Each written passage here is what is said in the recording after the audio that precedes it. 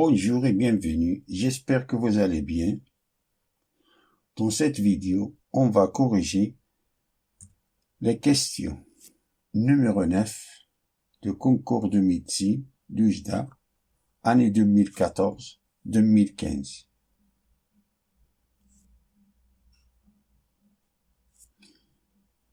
Qui nous dit le suivant. Une étude sur la propagation des deux types de maladies M1 et M2 dans un pays a prouvé que 18% sont atteints de la maladie M1.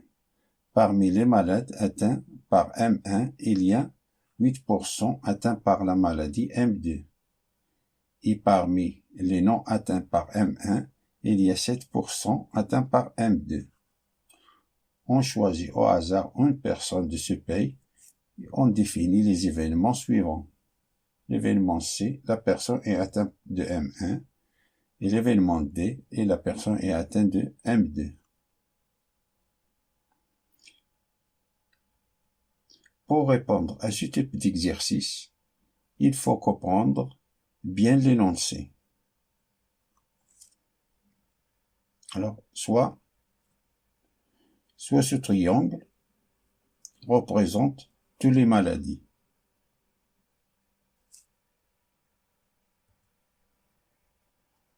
On a 18% sont atteints de la maladie M1.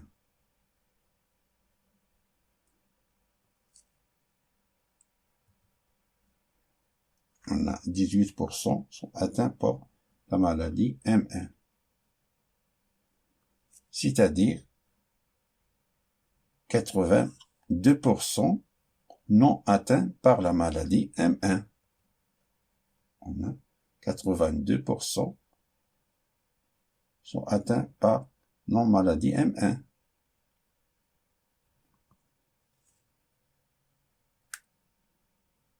Et on a, parmi les maladies atteintes par M1, il y a 8% atteints par la maladie M2. Parmi les malades atteints par M1, il y a 8% atteints par la maladie M2.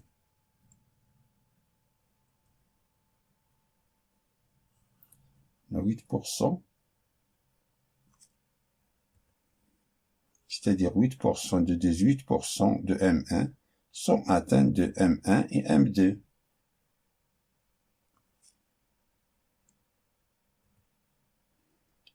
Parmi les non atteints par M1, il y a 7% atteints par la maladie M2. Les non atteints par M1, c'est-à-dire, on est ici. On a 7% atteints par la maladie M2.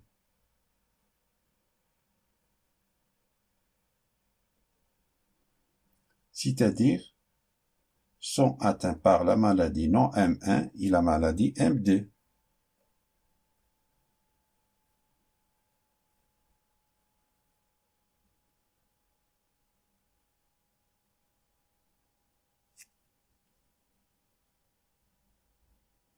Et on a l'événement C, la personne est atteinte par la maladie M1, et l'événement D, la personne est atteinte par la maladie M2. Si vous avez compris jusqu'ici, la résolution de l'exercice, c'est facile.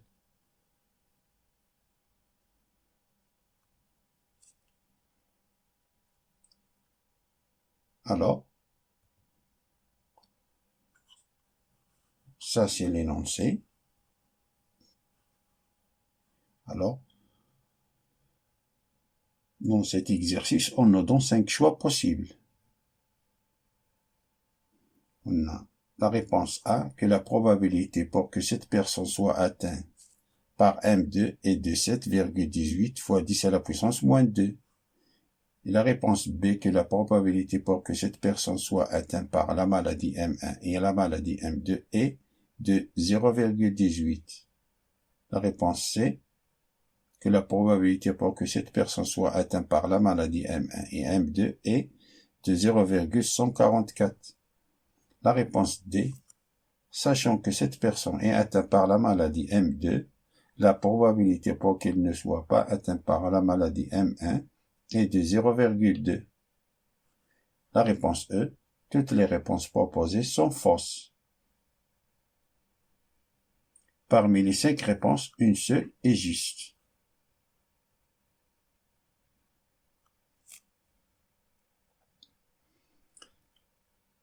Alors, voyons là l'affirmation A. La probabilité pour que cette personne soit atteinte par M2 est de 7,18 fois 10 à la puissance moins 2.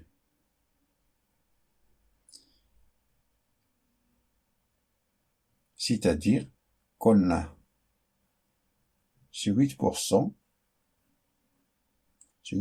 sont atteints par la maladie M1 et la maladie, sont atteints par la maladie M2. Sur 8% atteints par la maladie M2 et sur 7% sont atteints par la maladie M2. C'est-à-dire on a sur 2 portions, sur 2 morceaux.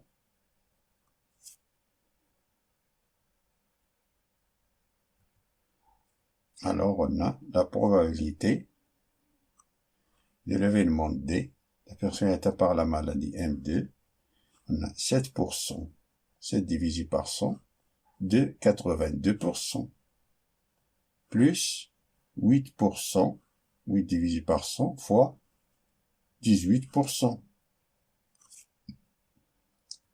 qui est égal 7 fois 82, 574 divisé par 10 à la puissance 2 fois 10 à la puissance 2, c'est 10 à la puissance 4, plus 8 fois 18, 644 divisé par 10 à la puissance 4.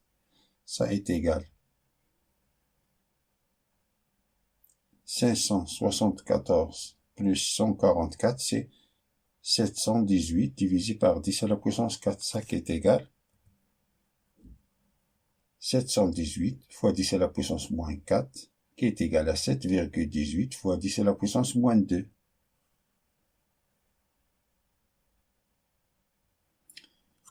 C'est-à-dire, la bonne réponse c'est A.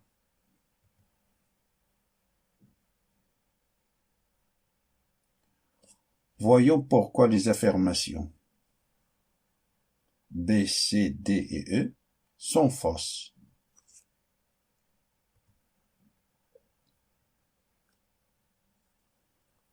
Voyons l'affirmation B et C. C'est la même, avec résultats différents. C'est la même affirmation, mais avec résultats différents. Et la probabilité pour que cette personne soit atteinte par M1 et M2 est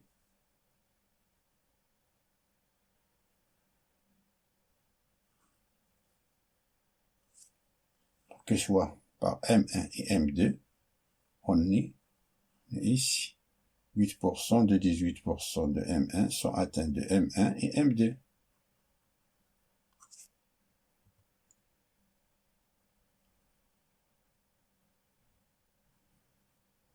La probabilité que la personne soit atteinte de M1 et de M2, c'est-à-dire C de l'événement C inter l'événement D, est égal 8% fois 18%. On est dans ce cas-là, donc ce morceau, qui est égal à 144 divisé par 10 de la puissance 4, qui est égal, ça c'est 0,0144. L'affirmation B ne dit que le résultat c'est 0,18, alors c'est fausse. Et l'affirmation C ne dit que c'est 0,144. 0,144 qui est différent de 0,0144. Donc l'affirmation C est encore fausse.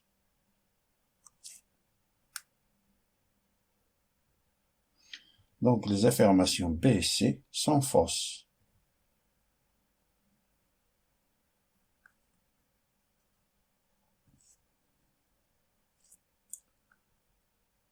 Voyons l'affirmation D. Sachant que cette personne est atteinte par la maladie M2, la probabilité pour qu'elle ne soit pas atteinte par M1 est de 0,2.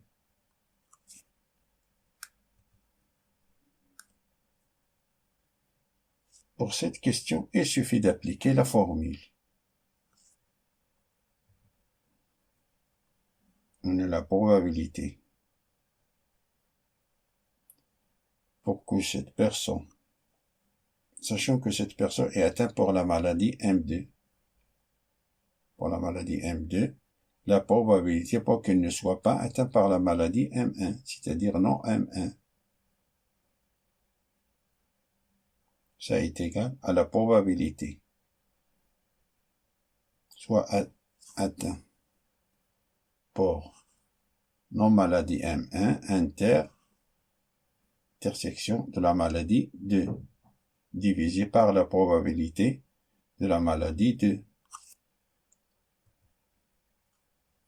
Ça c'est 7 sur 7%, c'est-à-dire 7 divisé par 100, 7 divisé par 100 fois 82% divisé par,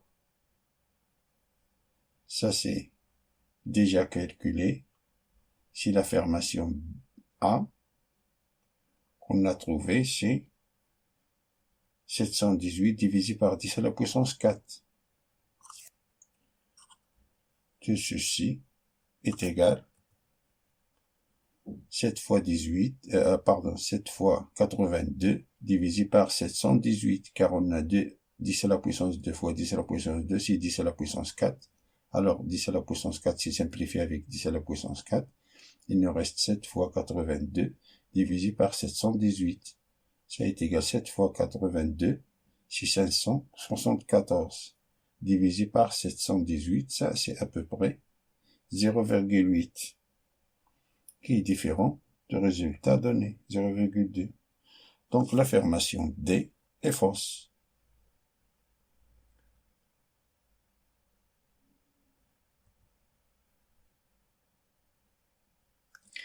Fin de la résolution de la question numéro 9 du concours de médecine du JDA, année 2014-2015. Je vous souhaite bon courage et à bientôt.